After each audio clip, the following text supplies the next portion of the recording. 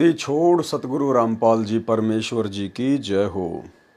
परम पिता परमात्मा सारी सृष्टि के रचनहार, कुल मालिक, असंख्य ब्रह्मांडों के स्वामी, जगत गुरु, तीनों लोकों में प्रवेश करके सब का भरण पोषण करने वाले राजाधिराज, आत्माधार, नाथों के नाथ, देवों के देव, महादेव, सर्वेश्वर, महेश्वर, मृत्युंजय, अजरो अमर, आदि अनादि, सनातनी प्रभु, जगत पिता जगदीश्वर, श्री श्री 1008 की उपाधि के वास्तविक अधिकारी, अकाल मूर्त शब्द स्वरूपी राम वासुदेव, सर्वगतम ब्रह्म, परम पूज्य, प्रथम पूज्य, परम संत, परम पुरुष, परम धनी, परम दयालु, सत्य कबीर, हक्का कबीर, अल्लाहु कबीर, अल्लाहु अकबर, बाखबर, अल्लाह ताला, जगत के तारणहार, जगत के मुक्तिदाता, जगत के जगन्नाथ, हारे के सहारे, हिंदुओं के राम, मुसलमानों के अल्लाह, सिखों के वाहिगुरु, ईसाइयों के मसीह, दया के सागर दयानिधि, करुणा के सागर करुणानिधि, स्वयंभू परिभू, संकट मोचन, कष्ट हरण, मंगल करण, दुख भंजन, अविगत कबीर,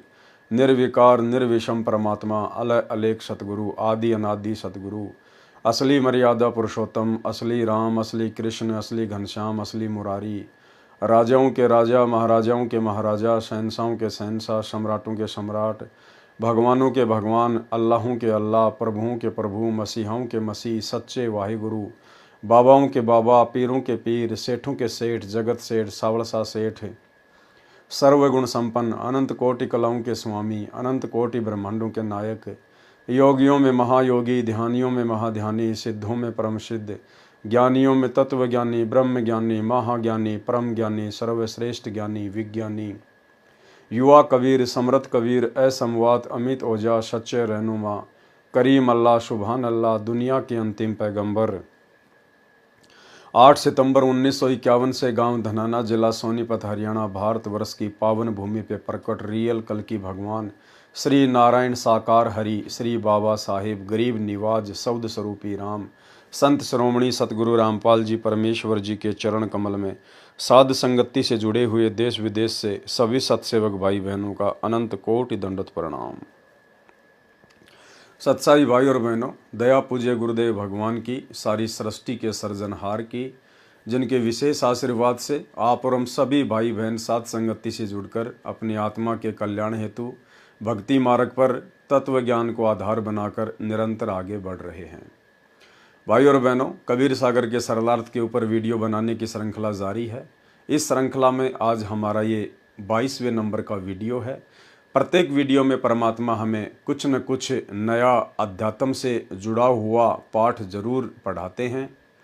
भाई और बहनों, पिछले अध्याय में हमने राजा अमर सिंह के विषय में पढ़ा, समझा और बहुत सारी बातें जो हमें सीखने को मिलती हैं, शिक्षा देती हैं, हमने अपने ऊपर लागू करने का भी प्रयास किया और लागू करेंगे तो निश्चित तौर पर परमेश्वर आप और हमारे ऊपर दया करेंगे। हमारी तड़प, हमारी कशक, हमारी लगन हमारे निज घर सतलोक में जाने की बनेगी। भाई और बहनों, सात संगतियाँ परमेश्वर का एक विशेष मार्ग है, परमेश्वर का यथार्थ 13वां कबीर पंथ है।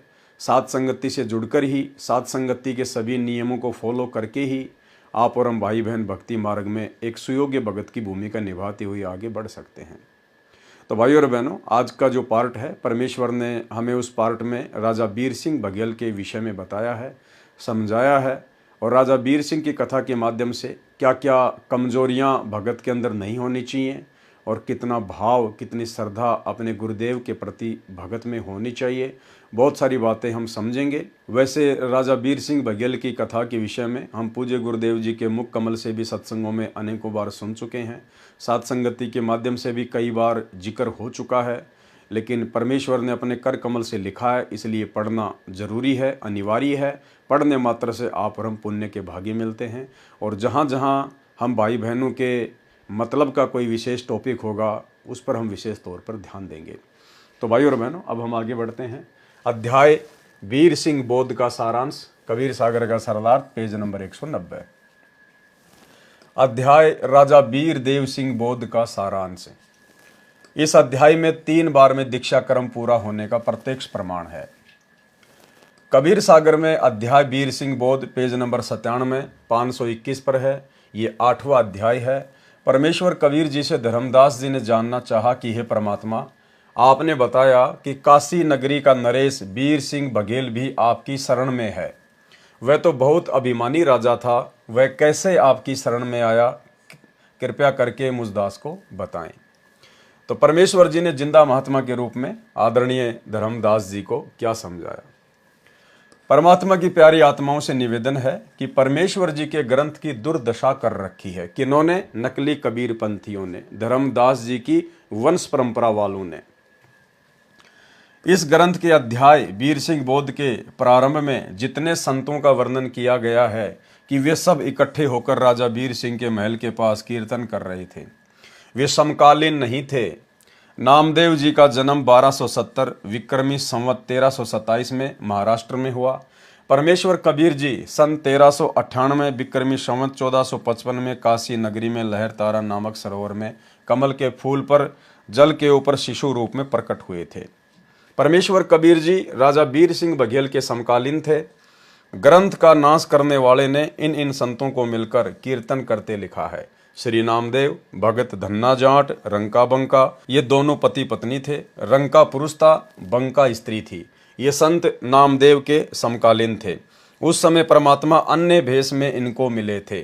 फिर लिखा है सदन कसाई, पद्मावती आदि आदि भी उसी कीर्तन में थे। अब सत्य कथा इस प्रकार है, यानी सच क्या है पूज्य गुरुदेव परमेश्वर बताएंगे। राजा वीर सिंह को शरण में लेना। काशी नगरी का राजा वीर सिंह बघेल था। राजा में अभिमान होना स्वाभाविक है, ऐश्वर्य के साधन जुटाना स्वाभाविक है। राजा का महल सुंदर बाग में बना था। राजा ने अपने गुरु ब्राह्मण की आज्ञा से कीर्तन का आयोजन करवा रखा था। राजा स्वयं अपने महल में था। कीर्तन कुछ दूरी पर मंदिर के पास बाग में ही हो रहा था। बहुत सारे संत, ब्राह्मण, वक्ता तथा श्रोता आए थे। अपने अपने इष्ट की महिमा स्तुति कर रहे थे। रामकृष्ण, शिव, दुर्गा देवी, गणेश आदि प्रभुओं को परम मोक्षदायक, संकट मोचक, भव सागर से पार करने वाले परम प्रभु बता रहे थे। अविनाशी अजन्मा कहकर श्री ब्रह्मा जी, श्री विष्णु जी तथा श्री शिव जी के गुणगान कर रहे थे। परमेश्वर कबीर जी भी उस सत्संग में पहुंचे। कुछ दूरी पर आसन लगाकर बैठ गए। प्रवक्ता प्रवचन कर रहे थे, श्रोता झूम रहे थे। कुछ समय के पश्चात राजा के गुरु ब्राह्मण ने कहा कि हे भगत, लगता है कि आप भी सत्संग करते हो, आओ आप भी कुछ ज्ञान का प्रसाद श्रोताओं को दो। परमेश्वर कबीर जी ने कहा कि हे संत महात्माओं, आपने तो सब कुछ सुना दिया है। अब आपके ज्ञान के सामने तो सूरज को दीपक दिखाना है। मैं और क्या ज्ञान सुनाऊं। ब्राह्मण ने तथा अन्य उपस्थित भक्तों संतों ने मिलकर अनुरोध किया। परमेश्वर कबीर जी ने कहा कि मेरा ज्ञान आप सुन नहीं सकोगे, आपके कान फट जाएंगे, दिमाग की नसें सिकुड़ जाएंगी, मस्तिष्क पर त्योड़ी पड़ जाएगी, बखेड़ा खड़ा हो जाएगा, आप मेरे से झगड़ा करोगे। तो सारे पंडित और गुरुजन क्या बोले? सर्व उपस्थित संतों भक्तों ने कहा कि भगत जी, हम साधु संत भगत हैं, हम कभी झगड़ा नहीं करते। हमें कोई गाली भी देता है तो भी हम मुस्कुराकर चुपचाप चले जाते हैं। आप तो भगत हैं, आप तो परमेश्वर की चर्चा ही करोगे। जब परमात्मा ने सारी बातें बता दी ना कि भाई मेरा प्रवचन आप लोग सुन नहीं पाओगे, मैं सत्य कहूंगा, तो आपके कान फट जाएंगे। अजी नहीं, हम तो भगत हैं, भगत कभी झगड़ा थोड़ी करते हैं, गाली गलौज थोड़ी करते, हम तो साधु संत हैं।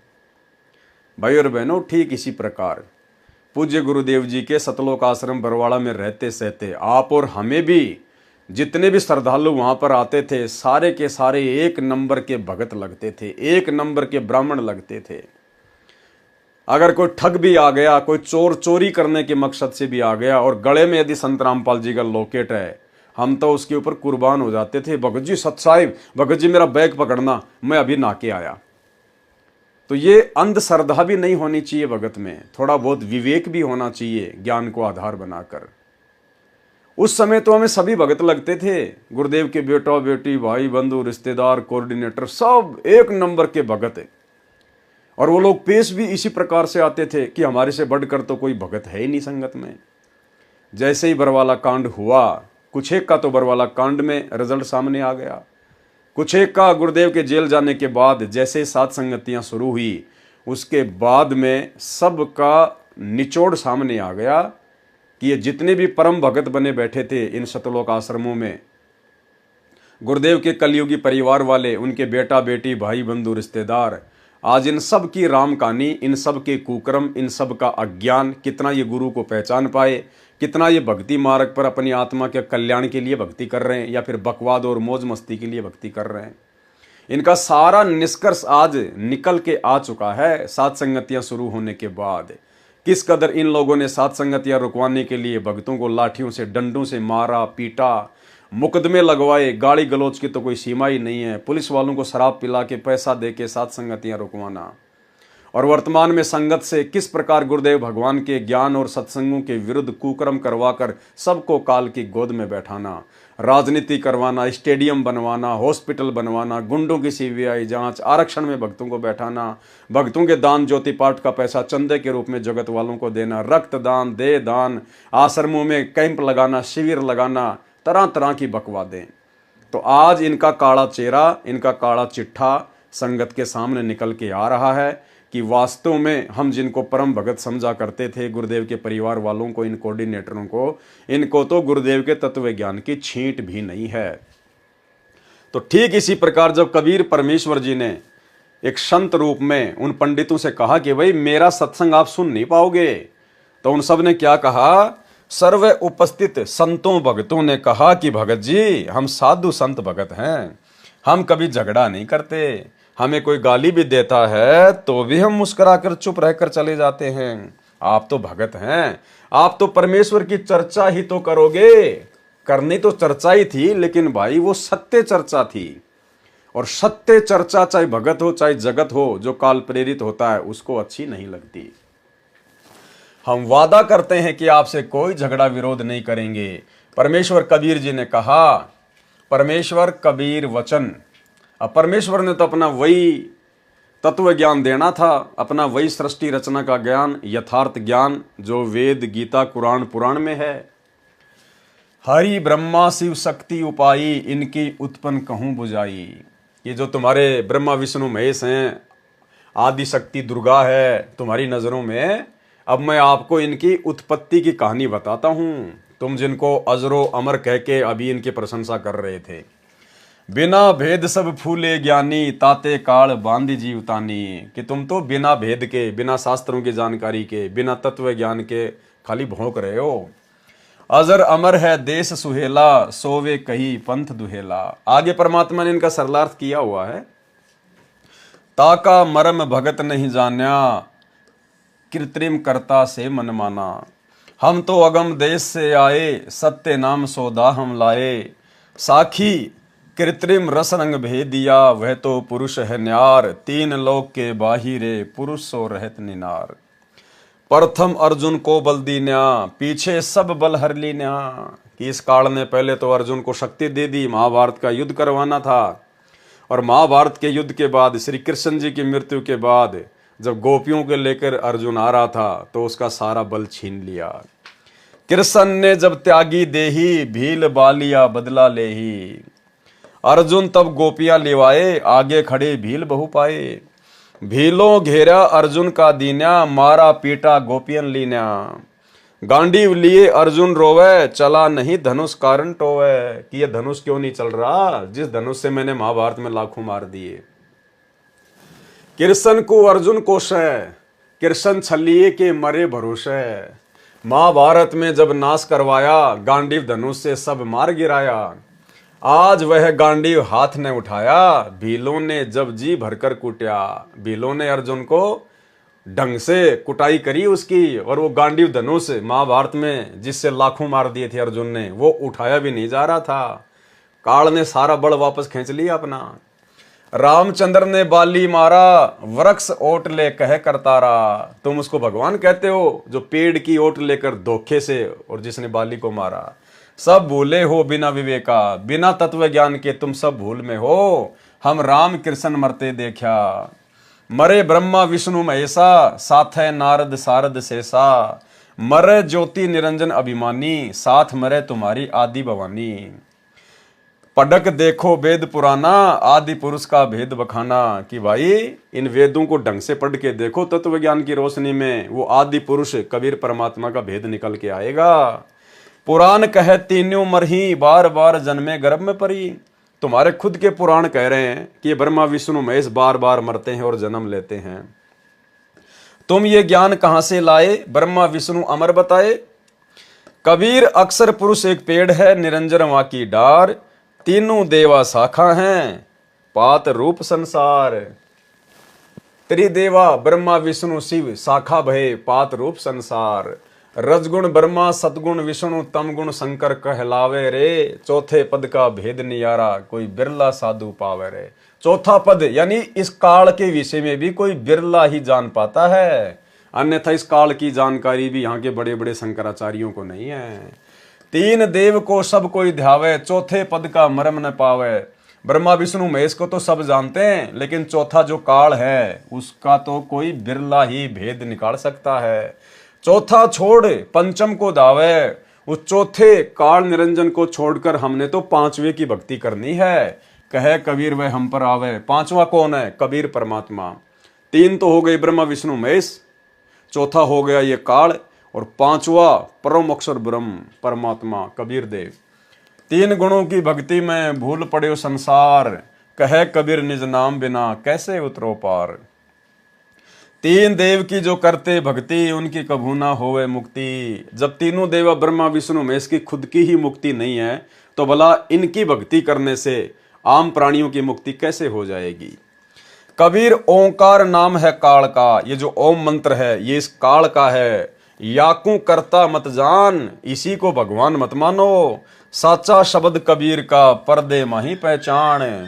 सच्चे सतगुरु की शरण में आके तत्व ज्ञान लेके फिर पहचान कर कि वास्तव में परमात्मा कौन है। तीन लोक सब राम जपत है, जान मुक्ति को धाम। रामचंद्र वशिष्ठ गुरु कियो, तिनको सुनायो ओम नाम। तीनों लोकों के प्राणी तो जो है श्री रामचंद्र जी का नाम लेके राम राम राम राम करके ही अपनी मुक्ति समझ रहे हैं कि राम राम राम राम की माला फेरने से हमारी मुक्ति हो जाएगी। परमात्मा कहते हैं उस तुम्हारे श्री रामचंद्र जी ने खुद ओम नाम का जाप किया था आजीवन, वशिष्ठ मुनि से उपदेश लेकर। यानी तुम्हारे रामचंद्र जी ने तो ओम नाम का जाप किया, और तुम खाली राम राम राम राम राम राम करके मुक्ति चाह रहे हो। कभी जिंदगी में नहीं मिलेगी। अगर गुरु और शिष्य के पेट में दर्द है तो गोली एक ही खानी पड़ेगी।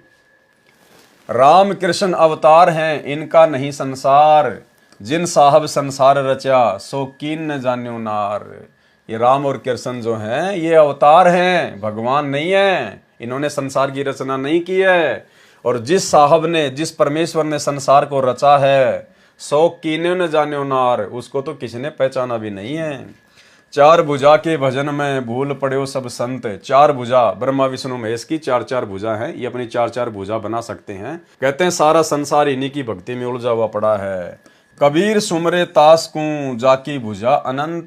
कबीर परमात्मा कहते हैं हम तो उसकी भक्ति करते हैं जिसकी अनंत भुजाएं हैं। अपने आप को छुपाते हुए परमात्मा ने सत्संग किया। वशिष्ठ मुनि से त्रिकाली योगी, शोध के लगन धरे। और सीता हरण मरण दशरथ का, बण बण राम फिरे। वशिष्ठ जी जो कि श्री रामचंद्र जी के गुरु थे, गुरुदेव ने बताया जब रामचंद्र जी की शादी थी तो वशिष्ठ मुनि ने बीच में टांग अड़ा दी जबरदस्ती अपनी महिमा बनाने के लिए, और कहा कि वर्तमान में जो शादी हो रही है ना, ये नक्षत्र सही नहीं है, ये मुहूर्त सही नहीं है। अब मैं जो मुहूर्त निकालूंगा उस मुहूर्त में यदि श्री राम और सीता की शादी होगी, लक्ष्मण और उर्मिला की शादी होगी, तो कभी भी इनके जीवन में कोई संकट नहीं आएगा, सुख में जीवन रहेगा। और वशिष्ठ ऋषि को त्रिकालदर्शी माना जाता है, भूत भविष्य वर्तमान के जानने वाला। तो गुरुदेव कह रहे हैं कि 3 दिन तक वो शादी लेट कर दी गई। 3 दिन तक बारात वहीं पे रुकी रही, क्योंकि वशिष्ठ मुनि ने कहा कि 3 दिन आगे का मुहूर्त है, उसके बाद में इनके फेरे होंगे। और वहीं से जो पहले के समय में बारात 3 दिन तक रुका करती थी, आज से 30-40 साल पहले जब भी कोई शादी होती थी तो बारात को 3 दिन तक रोकने का एक रिवाज था। ये बारात को 3 दिन तक रोकने का रिवाज त्रेता युग से शुरू हुआ है। वशिष्ठ मुनि के मुहूर्त के कारण, जिसने 3 दिन आगे का मुहूर्त निकाल दिया था। उसके बाद में फिर आगे चलकर बारात को ससुराल में 3 दिन तक रोका जाता था। अब जाके इसको प्रथा से पीछा छूटा है। और उसके बाद में क्या हुआ? उसके बाद में सीता हरण मरण दशरथ का, और वो बन बन राम फिराए। सबसे ज्यादा दुर्गति त्रेता युग में यदि किसी की हुई, वशिष्ठ के द्वारा शुभ मुहूर्त निकालने के बावजूद, तो श्री रामचंद्र सीता और लक्ष्मण की हुई। समुद्र पाट लंका गया, सीता का भरतार, ताही अगस्त्य ऋषि पी गयो, इनमें कौन करतार। अब कहते हैं तुम तो श्री रामचंद्र जी को केवल इसी बात के लिए भगवान मान रहे हो कि उन्होंने अपनी पूरी सेना को समुद्र के ऊपर से पुल बना के और लंका में पहुंचा दिया था। परमात्मा कहते हैं वो पुल भी किसने बनाया था, वो भी जब हमारे सत्संग सुनोगे तब पता चलेगा। कहते हैं तुम तो खाली इसी एक छोटा सा एक वो पुलिया बना देने के कारण श्री रामचंद्र जी को भगवान मान बैठे। समुद्र के ऊपर तो आजकल के इंजीनियर श्री रामचंद्र जी से भी 100 गुना बढ़िया बढ़िया जो है वो पुलिये बना रहे हैं। तो क्या वो इंजीनियर भगवान हो गए क्या? और अगस्त्य ऋषि जिसने एक घूंट में 7 समुद्र पी लिए थे, इसका मतलब फिर वो तो तुम्हारे रामचंद्र से भी बहुत बड़ा भगवान हो गया। तो गुरुदेव कहते हैं इन अवतारों को भगवान मानने का जो पैमाना तुमने सेट कर रखा ना, ये तुम्हारा गलत है। गोवर्धन श्री कृष्ण धार्यो, द्रोणागिरी हनुमंत, शेष नाग सब सृष्टि उठायो, इनमें कौन भगवंत। काटे बंधन विपत में कठिन कियो संग्राम, चीनो रे नर प्राणियों गरुड़ बड़ो के राम। कहे कबीर चित चेतु शब्द करो निरुवार, श्री रामचंद्र को करता कहें भूली पड़ो संसार। जिन राम कृष्ण निरंजन किया, सो तो करता न्यार, अंधा ज्ञान न बूझ ही कहे कबीर विचार। मुझदास रामपाल दास पर परमेश्वर कबीर जी की कृपा हुई है, यानी गुरुदेव भगवान अपने आप को छुपा रहे हैं, बाकी स्वयं ही कबीर परमात्मा है। आप और हमें तो अब अच्छी प्रकार से समझ में आ गया है। इसी संदर्भ में कुछ वाणी रची हैं जो निम्न है। प्रकरण यही चल रहा है, इसलिए ये वाणी लिख रहा हूं। यही ज्ञान परमेश्वर कबीर जी ने उपस्थित व्यक्तियों को सुनाया था। अब गुरुदेव भगवान कह रहे हैं कि उस समय जब परमात्मा को सत्संग करने का मौका दिया गया, तो परमात्मा ने ये का ये ज्ञान सुनाया था, क्योंकि सुनाने वाले कौन थे? स्वयं सतगुरु रामपाल जी परमात्मा। तो परमेश्वर ने यही ज्ञान सुनाया था, जो वाणियां अब वर्तमान में गुरुदेव भगवान ने अपनी तरफ से लिखी हैं, यानी हमारे पूज्य गुरुदेव सतगुरु रामपाल जी ने अपनी तरफ से ये वाणियां बनाई हैं। हमारे पूज्य गुरुदेव के द्वारा ये वाणियां बनाई गई हैं, और बहुत ही मीठी और प्यारी ये वाणियां हैं। बहुत ही सरल तरीके से समझाया परमात्मा ने। युद्ध जीत कर पांडव खुशी हुए अपार, इंद्रप्रस्थ की गद्दी पर युधिष्ठिर की सरकार। महाभारत का युद्ध हुआ, पांडवों की जीत हुई, और दिल्ली की गद्दी, यानी इंद्रप्रस्थ कहा जाता था पहले दिल्ली को, तो दिल्ली की गद्दी पर युधिष्ठिर की सरकार बन गई। एक दिन अर्जुन पूछता, सुन कृष्ण भगवान, एक बार फिर से सुना दियो वो निर्मल गीता का ज्ञान। अर्जुन ने कहा श्री कृष्ण जी से एक दिन कि भगवान एक बार मुझे वो गीता जी का ज्ञान फिर से सुना दो, जो आपने मुझे महाभारत के युद्ध में सुनाया था। घमासान युद्ध के कारण भूल पड़ी है मोहे, ज्यों का त्यों कहना भगवान तनिक न अंतर होए। कि उस समय तो भयंकर नगाड़े बज रहे थे, शोर शराबा था, युद्ध हो रहा था, अग्निबाण छूट रहे थे। भगवान मेरे ज्यादा कुछ समझ में नहीं आ पाया, आप एक बार फिर से वही ज्ञान मुझे वैसा का वैसा सुना दो। ऋषि मुनि और देवता सबको रहे तुम खाए, कि आप ऋषि मुनि देवता सबको, आपने जो मुझे अपना विराट रूप दिखाया था ना, काल रूप, आप तो सभी देवी देवताओं को, ऋषि मुनियों को जो आपकी भक्ति कर रहे थे, उनको भी आप खा रहे थे, आपके मुंह में जा रहे थे। इनको भी नहीं छोड़ा आपने, रहे तुम्हारा ही गुण गाए। भगवान वो तो आपकी भक्ति कर रहे थे, और आप तो उनको भी खा रहे थे। कृष्ण बोले अर्जुन से, ये गलती क्यों कीन। अब श्री कृष्ण जी ने कहा, रे अर्जुन तूने ये गलती क्यों कर दी भाई? ऐसा निर्मल ज्ञान तेरी बुद्धि में क्यों नहीं समाया? तू भूल क्यों गया? ऐसे निर्मल ज्ञान को भूल गया बुद्धिहीन। अब मुझे भी कुछ याद नहीं, भूल पड़ी नादान, जो का त्यों उस गीता का मैं नहीं कर सकता गुणगान। इसका मतलब वो ज्ञान श्री कृष्ण जी ने नहीं बोला था, अन्यथा श्री कृष्ण जी ने बोला होता तो वो तो फिर से सुना देता। कौन सी बड़ी बात है, ऐसा का ऐसा हो तो फिर से सुना देता। लेकिन आप सबको अब मालूम हो गया है, जगत की दृष्टि में तो वो काल ने ज्ञान दिया था, लेकिन असल में कबीर परमात्मा सतगुरु रामपाल जी ने ही पूरी लीला रची थी। स्वयं श्री कृष्ण को याद नहीं और अर्जुन को धमकावे, बुद्धि काल के हाथ है चाहे त्रिलोकी नाथ कहावे। ज्ञानहीन प्रचार का ज्ञान कथे दिन रात, जो सर्वे को खाने वाला कहे उसी की बात। सब कहें भगवान कृपालु हैं, कृपया करे दयाल, जिसकी सब पूजा करें वह स्वयं कहे मैं काल। मारे खावे सबको वह कैसा कृपाल, कुत्ते गधे सुअर बनावे है फिर भी दीन दयाल। बाइबल वेद कुरान है जैसे चांद प्रकाश, सूरज ज्ञान कबीर का करे तिमिर का नाश। रामपाल साची कहे करो विवेक विचार, सतनाम व सार नाम यही मंत्र है सार। कबीर हमारा राम है वो है दीन दयाल, संकट मोचन कष्ट हरण गुण गावे रामपाल। ब्रह्मा विष्णु शिव हैं तीन लोक प्रधान, अष्टंगी इनकी माता है और पिता काल भगवान। 1,00,000 को काल नित खावे सीना ताण, ब्रह्मा बनावे विष्णु पाले शिव कर दे कल्याण। अर्जुन डर के पूछता है यह कौन रूप भगवान, कह निरंजन में काल हूं सबको आया खान। ब्रह्म ज्ञान इसी का है वेद करे गुणगान, जन्म मरण 84 ये इसका संविधान। 4 राम की भक्ति में लग रहा संसार, 5वें राम का ज्ञान नहीं जो पार उतारन हार। ब्रह्मा विष्णु शिव तीनों गुण हैं, दूसरा प्रकृति का जाड़, लाख जीव नित भक्षण करे राम तीसरा काल। अक्षर पुरुष है राम चौथा जैसे चंद्रमा जान, 5वां राम कबीर है जैसे उदय हुआ भान। राम देवानंद गुरु जी कर गए नजर निहाल, सतनाम का दिया खजाना बरते रामपाल। परमेश्वर गुरु को महत्व देते हुए अपने आप को गुरु से छोटा सिद्ध कर रहे हैं, यानी परमेश्वर लीला कर रहे हैं गुरु शिष्य परंपरा का निर्वाह करते हुए। अन्यथा सतगुरु रामपाल जी स्वयं कबीर परमात्मा हैं, जगत गुरु हैं, इनको कोई गुरु बनाने की आवश्यकता नहीं होती है। लेकिन सांसारिक दृष्टि में भक्ति मार्ग को आगे बढ़ाने के लिए परमेश्वर ने 17 फरवरी 1988 को आदरणीय राम देवानंद जी को, जिन्हें हम अपना दादा गुरु जी कहते हैं, उनको अपना मुंह बोला गुरु बनाया था। परमेश्वर कबीर जी के उपरोक्त सत्य ज्ञान को सुनकर सर्व श्रोता आश्चर्यचकित रह गए। जो वक्ता थे वे जल भुन गए। एक तो राजा का ब्राह्मण गुरु था, वह राजा के पास गया और राजा से कहा कि हे राजन, हम जिन ब्रह्मा विष्णु शिव ब्रह्मा हरि हर को परमात्मा अविनाशी मानते हैं, कबीर जुलाहा कह रहा है कि ये नासवान हैं, इनकी भक्ति करने से मुक्ति नहीं हो सकती।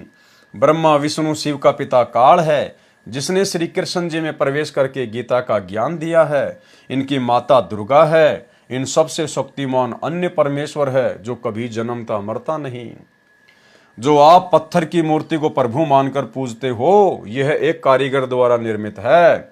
बनाते समय कारीगर ने इसकी छाती पर पैर रखकर छैनी और हथौड़े मारकर आकार दिया है। इसका रचनहार निर्माता कारीगर है। यह बनावटी देव किसी काम का नहीं। क्या कभी इस मूर्ति भगवान ने आपसे बातें की है? क्या किसी कष्ट का समाधान बताया है? ठीक इसी प्रकार भाई और बहनों, जो गलती उस समय राजा बीर सिंह बघेल उन पत्थर की मूर्तियों को भगवान मानकर पूज रहा था, ठीक वही गलती वर्तमान में इतना तत्व ज्ञान देने के बावजूद भी सतगुरु रामपाल जी परमेश्वर जी का कलयुगी परिवार और उस परिवार के पीछे अंधी होकर चल रही शतलोक आश्रमों में जाने वाली 90% संगत वही राजा बीर सिंह बघेल वाली भूमिका निभा रही है। सतगुरु रामपाल जी परमेश्वर जी के धरती पर प्रकट रहते सहते उनको ना पहचान कर और कबीर भगवान एक दाढ़ी मूंछ वाली कबीर जी की समझे जाने वाली उस मुर्दा फोटो को मान रहे हैं।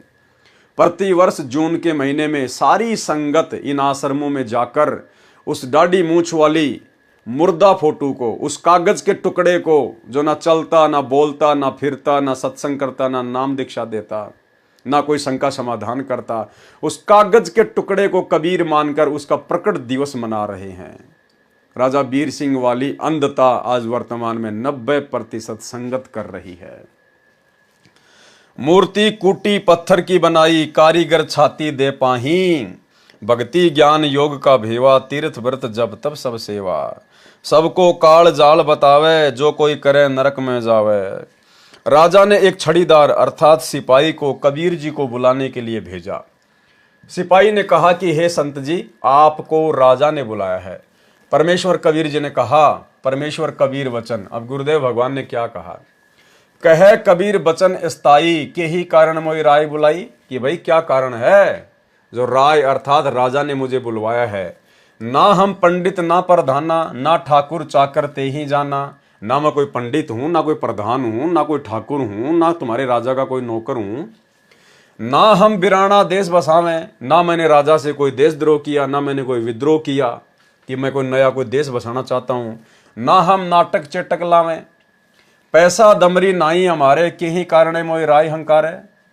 गरज होए तो यहाँ चली आवे, राजा को आवश्यकता है तो यहाँ चल के आ जाएगा। हम तो बैठे भजन करावें, साखी छड़ीदार तुम जाए कह, कहो राय के पास, महाप्रचंड बघेल है, हम नहीं मानत त्रास।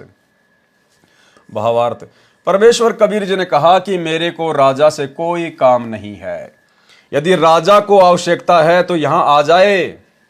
ठीक इसी प्रकार भाइयों और बहनों, वर्तमान में पूज्य गुरुदेव भगवान के जेल जाने के बाद अगर ये सरकारें भी, चाहे बीजेपी सरकार हो, चाहे कांग्रेस सरकार हो, चाहे हरियाणा की कोई भी पार्टी हो, अगर ये लोग भी संत रामपाल जी के परिवार के पास में, इन कोऑर्डिनेटरों के पास में, संत रामपाल जी के छोटे भाई के पास में अगर भगतों से वोट डलवाने के लिए कहते या बोलते कि आप हमें समर्थन कीजिए, आप हमें सपोर्ट कीजिए, तो इन लोगों को इस प्रकार से जवाब देना चाहिए था, इन राजनीतिक पार्टियों को, कि भाई हम तो सत्य कबीर पंथ से जुड़े हुए कबीर परमेश्वर सतगुरु रामपाल जी के अनुयायी हैं, और हमारा जो कबीर पंथ है ये गैर राजनीतिक संस्था है, हमारा राजनीति से कोई लेना देना नहीं है।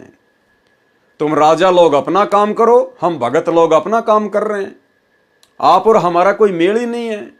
हम क्यों राजनीति में आएंगे जब तुम राजा लोग भक्ति मार्ग में नहीं आ रहे, जब तुम लोग नाम दीक्षा लेकर और संत रामपाल जी का ज्ञान ग्रहण नहीं कर रहे, तो हम लोग जबरदस्ती तुम्हारी राजनीति में पढ़कर तुम्हारा सपोर्ट क्यों करें।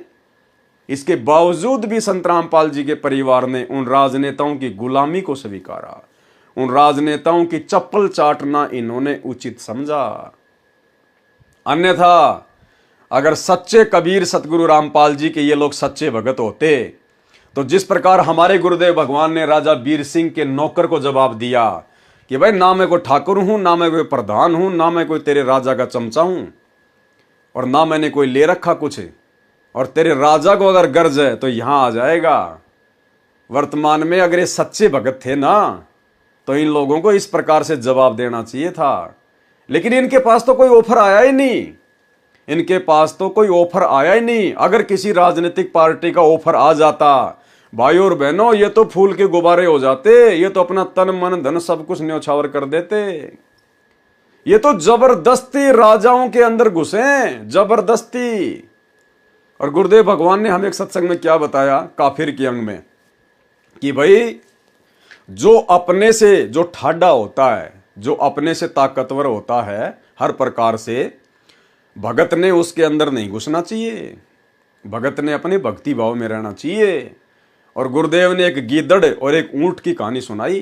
गुरुदेव ने बताया कि एक बार एक ऊंट मर गया, और वही बरसात का समय था, और एक गीदड़ उस ऊंट को खाता खाता खाता खाता अंदर से उसने खोखला कर दिया, और ऊंट के अंदर जा घुसा।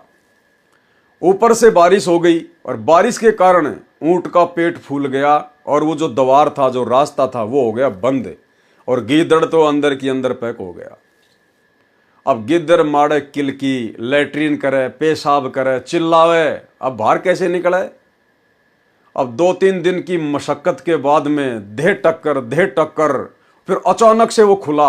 अब गीदड़ ने तो छलांग लगा दी, पीछे मुड़ के भी नहीं देखा, और बाकी अपने परिवार वालों के पास में गया। अन्य जहां रहा करते थे, अन्य जो गीदड़, उन लोगों ने कहा, अरे 2-4 दिन से तू दिखाई नहीं दिया, कहां चला गया था। उसने कहा, भाई चला कहां गया था, एक शिक्षा तो मेरे को मिल गई, क्या, अपने से ठाडे के अंदर कभी नहीं घुसना चाहिए, अपने से ताकतवर के अंदर कभी भी जबरदस्ती नहीं घुसना चाहिए। तो भाइयों और बहनों, उस गीदड़ की तरह ये सतलोक आश्रम मैनेजमेंट हरियाणा वाले, गुरुदेव के परिवार वाले, अपने से ठाडे, अपने से ताकतवर काल के एजेंट इन राजनेताओं के अंदर जबरदस्ती घुस चुके हैं। अब इसका परिणाम भी उस गीदड़ की तरह आने वाले समय में इनको भोगना पड़ेगा। तो जिस प्रकार हमारे बाप ने जवाब दिया एक राजा को, अगर उसी बाप की अगर ये नेक संतान होती, वर्तमान में जो गुरुदेव के बेटा बेटी भाई बंधु रिश्तेदार कोऑर्डिनेटर, तो ये जवाब देते। लेकिन राजनेताओं ने तो कोई ऑफर दिया ही नहीं। ये तो जबरदस्ती राजनेताओं से ऑफर ले रहे हैं, जबरदस्ती अपने आश्रम चलाने के लिए। इनको इतना डर है, इतना भय है कि यदि हमने सरकार का सपोर्ट नहीं किया, बीजेपी का, तो हमारे आश्रम नहीं चलेंगे। इनको भगवान पे भरोसा नहीं है, इनको अपने गुरु पे भरोसा नहीं है, क्योंकि गुरु पे तो भरोसा उस समय होगा जब गुरु का आदेश होगा आश्रम खोलने का। इन्होंने तो राजनेताओं को अपना बाप बना रखा है, इनको तो राजनेताओं की चापलूसी करनी है, धंधा करना अपना। परमेश्वर कबीर जी ने कहा कि मेरे को राजा से कोई काम नहीं है, यदि राजा को गरज अर्थात आवश्यकता है तो यहां आ जाएगा।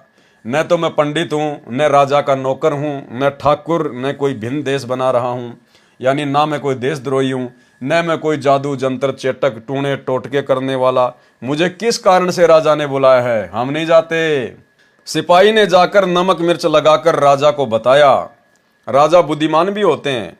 राजा बीर सिंह बघेल ने विचार किया कि लालची संत होता तो दौड़ा आता। राजा के बुलाने पर भी नहीं आया तो देव स्वरूप है, व्यक्ति नहीं है। राजा बीर सिंह का कबीर जी के पास जाना।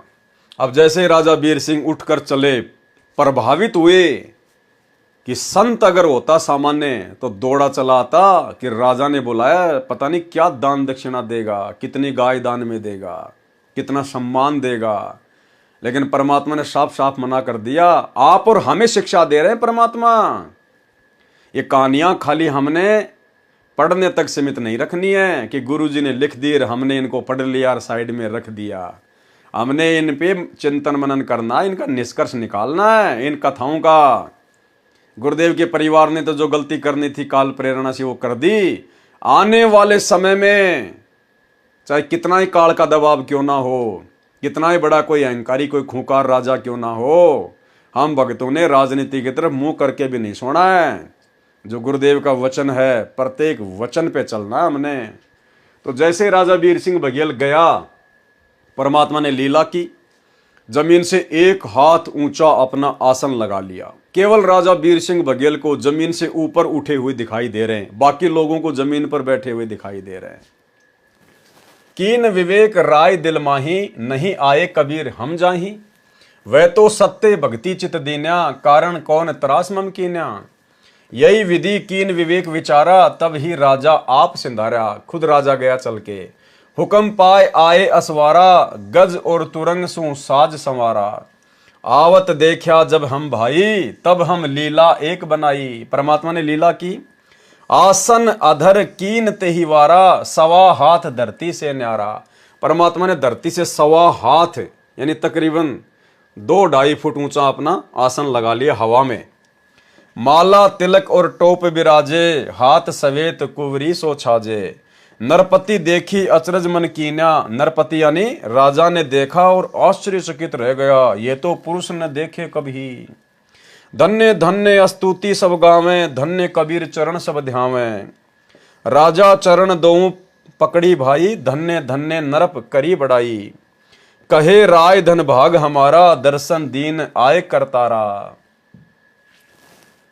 स्तुति करत नरपति भासेऊ, तुम ब्रह्मा निर्गुण आप हो। अनाथ नाथ सुनाथ करी दिए, माथ हाथ अनाथ हो। अपनो दास करी जानी साहब, दरस दिनेऊ आए के। कीजिए कृपया यही दास पे, चली भवन दरस दिखाए के। कि परमात्मा दया करो अपने दास के ऊपर और महल में चलिए। सोरठा। अब ये सोरठे के विषय में दास को कुछ मालूम नहीं था ज़्यादा। पहले हमने खाली सिंपल तरीके से इसको पढ़ा, फिर किसी भाई ने परमात्मा का वीडियो भेजा कि भगत जी जो सोरठा होता है, गुरुदेव कह रहे हैं कि उसको उल्टा पढ़ा जाता है, तो हम इसको उल्टा पढ़ेंगे। मोही तस मंदिर पग दीजिए, कृपया कीन जस। वेगी विलंब न कीजिए, विनय करो प्रभु। कबीर वचन चौपाई। कहे कबीर तहां नहीं काजा, तुम प्रचंड बघेल राजा। काम क्रोध मद लोभ बढ़ाई, रोम रोम अभिमान समाई। कि भाई मैं क्या करूंगा तेरे महल में जाके, तू तो बहुत ज्यादा अभिमानी राजा है, मान बढ़ाई काम क्रोध लोभ में फंसा हुआ है तू तो। तुरी 1.25 संग तेरे, 1.25 घोड़े थे उसके पास में, 1,2 प्यादा तोरे, हस्ती चलत सहस तव संगा, निस दिन भूले कामिनी रंगा, कंचन कलसा महल अटारी, कैसे शब्द गहे नर नारी। इनमें काफी कुछ मिलावट भी कर रखी है नकली कबीरपंथियों ने, परमात्मा उसको शुद्ध करके फिर हमें समझाएंगे। हम भिक्षुक जाने संसारा, कौन काज तहां हमारा, राजा वीर सिंह बघेल वचन। तुम सतगुरु हो दीन दयाला, करम वश हम अहे विहाला, माया तिमिर नैन पट लागी, दर्शन पाए भय अनुरागी। जिस समय राजा सत्संग स्थल के निकट आया तो देखा कि जमीन से 1.25 हाथ ऊपर बैठे दिखाई दिए। ये लीला देखकर राजा समझ गया कि परमात्मा है, कोई सामान्य संत नहीं है। राजा ने घर चलने की विनती की, पहले तो मना किया, परंतु राजा के विशेष आग्रह करने पर परमेश्वर कबीर जी सहर्ष राजा के साथ चल दिए। राजा ने सम्मान के साथ कबीर परमेश्वर को और अपने गुरु ब्राह्मण को भी आदर के साथ कबीर जी के समान आदर सत्कार दिया। कबीर जी से किन बातों पर मतभेद है? राजा वीर सिंह बघेल ने अपने ब्राह्मण गुरु से पूछा कि आपका और कबीर जी का किस बात को लेकर मतभेद है? वह प्रश्न अब करो और मैं आप दोनों की ज्ञान गोष्ठी सुनूंगा, उसके बाद में मैं निर्णय लूंगा। ब्राह्मण ने कहा कि कबीर जी तो ब्रह्मा विष्णु तथा शिव जी को जन्म मरण में कहते हैं, ये बिल्कुल गलत है, किसी शास्त्र में प्रमाण नहीं है। परमेश्वर कबीर जी ने कहा कि आपकी देवी पुराण में 3रे स्कंद में पढ़िए ऋषि जी। उस समय ब्राह्मण ने देवी पुराण निकाली, 3रा स्कंद निकाला और पढ़ने लगा। परमात्मा की लीला वही जानता है। ब्राह्मण के सामने वही प्रकरण आया जिसमें लिखा था श्री देवी पुराण सचित्र मोटा टाइप, केवल हिंदी, गीता प्रेस गोरखपुर से प्रकाशित, पेज नंबर 123 पर लिखा है, भगवान विष्णु ने अपनी माता देवी दुर्गा जी से कहा कि हे माता, तुम शुद्ध स्वरूपा हो, ये सारा संसार तुम्ही से उद्भासित है। मैं विष्णु ब्रह्मा तथा शिव तो नाशवान हैं, हमारा तो आविर्भाव अर्थात जन्म तथा तिरोभाव अर्थात मृत्यु होती है। भगवान शिव बोले, हे माता, यदि ब्रह्मा तथा विष्णु का जन्म आपसे हुआ है तो मैं तमोगुणी लीला करने वाला शंकर क्या तुम्हारी संतान नहीं हुआ? अर्थात मेरे को जन्म देने वाली तुम ही हो। लेख समाप्त। उस समय ये शास्त्र केवल संस्कृत में थे, तो ब्राह्मण ने जैसे ही देवी पुराण खोली, उस समय यही जो मैटर था वो उसकी आंखों के सामने आ गया, जो परमात्मा हमें वर्तमान में गीता प्रेस गोरखपुर से छपी हुई सचित्र हिंदी मोटा टाइप वाली में दिखाते हैं। श्री देवी पुराण में यह प्रकरण देखकर ब्राह्मण के चेहरे का रंग उतर गया, परंतु मन में सोचा कि मना कर देता हूं कि ऐसा कहीं नहीं लिखा है। परमात्मा अंतर्यामी थे, जान गए। परमेश्वर कबीर जी ने कहा कि ब्राह्मण जी, आप राजा की कचहरी में बैठे हो, आज ये निर्णय होकर रहेगा, किसी दूसरे पंडित को बुलाकर यह स्पष्ट किया जाएगा। अब पंडित ने देखा अगर दूसरा पंडित आ गया तो वो तो सारी बातें सही सही बताएगा राजा के सामने। तो पंडित ने सोचा क्यों ना मैं ही सच सच बता दूं। तो पंडित की मजबूरी हो गई राजा के सामने सच बताने की, अन्यथा वो ब्राह्मण गुरु तो राजा वीर सिंह को भ्रमित करने वाला था। उसने देखा कि ये कबीर तो अनपढ़ है और राजा को मैं जैसा कहूंगा राजा वैसा मान जाएगा, लेकिन परमात्मा ने तो राजा रानी को अपनी शरण में लेना था। अंतर्यामी समझ गए कि पंडित बात को छुपाएगा, तो परमेश्वर ने कहा कि पंडित जी, आज निर्णय होके रहेगा, आप राजा की कोर्ट में बैठे हो और दूसरे पंडित को बुलाएंगे। तो वो पंडित जो है वो डर गया ब्राह्मण कि अगर मैंने झूठ बोल दिया और दूसरे पंडित ने सही बता दिया तो आज मेरी खैर नहीं है। परमेश्वर ने कहा कि पंडित जी, राजा की कचहरी अर्थात न्यायालय में बैठे हो, आज ये निर्णय होकर रहेगा, किसी अन्य पंडित को बुलाकर ये स्पष्ट किया जाएगा। राजा वीर सिंह ने कहा कि ब्राह्मण, अब सत्य के अतिरिक्त कुछ भी नहीं सुनूंगा, यदि झूठ बोला तो अंजाम अच्छा नहीं होगा। ब्राह्मण ने कहा, राजन, यही लिखा है जो कबीर जी कह रहे हैं वो ही लिखा हुआ है। ब्रह्मा विष्णु तथा शिव जी नासवान हैं, इनके माता पिता हैं। ये चर्चा रानी मानक देई भी सुन रही थी। राजा वीर सिंह बघेल की जो रानी थी मानक देई, वो भी बैठी बैठी सुन रही थी। राजा रानी ने परमेश्वर कबीर जी से उपदेश लिया, ब्राह्मण ने भी परमात्मा से दीक्षा ली, सब कर्म कांड त्याग दिया। परमात्मा ने राजा रानी तथा पुरोहित को प्रथम मंत्र दिया।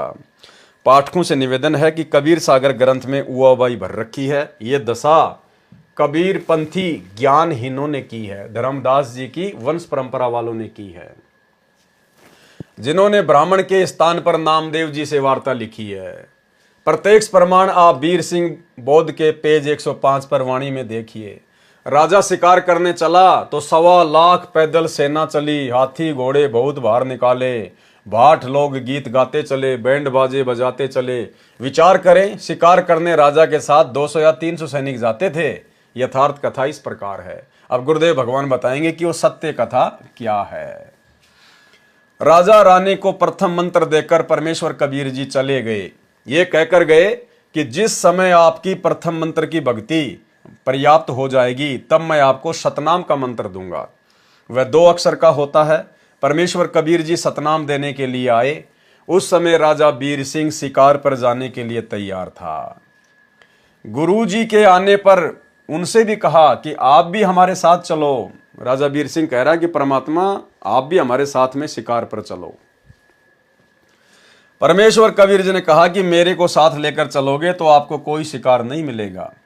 राजा नहीं माना, यानी अपने गुरु की बात को राजा वीर सिंह ने नहीं माना और आग्रह करके हाथी पर बैठाकर अपने साथ ले चले। जंगल में एक स्थान पर पड़ाव डाला। शिकार के लिए अपने टेंट से 40 मील दूर जंगल में चले गए। गर्मी का मौसम था। दिन के 12 बजे राजा तथा सैनिकों और घोड़ों को प्यास लगी। प्यास से प्राण निकलने को हो गए। राजा ने इधर उधर सैनिक दौड़ाकर जल की खोज की, परंतु व्यर्थ। राजा तथा सेना भूख प्यास से तिलमिला उठी। कहने लगे कि कुछ ही समय का जीवन शेष है। तब परमेश्वर कबीर जी ने कहा कि राजन, उस सामने वाले पहाड़ के ऊपर सुंदर बाग है, मीठे जल का सरोवर है।